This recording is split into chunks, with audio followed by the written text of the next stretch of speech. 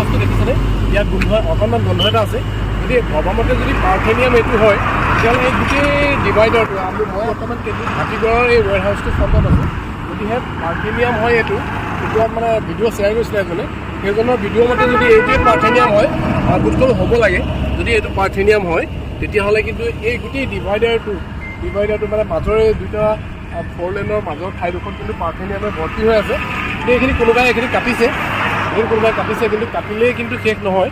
এইখিনি কাৰণে ব্যৱস্থা গ্ৰহণ কৰাটো অত্যন্ত দৰকাৰী কাৰণ এইখিনি গোটেই ডিভাইডাৰটোতে আছে আৰু ইয়াতে নহয় মই কেইদিনমান আগতে গুৱাহাটী যাওঁতে গুৱাহাটীৰ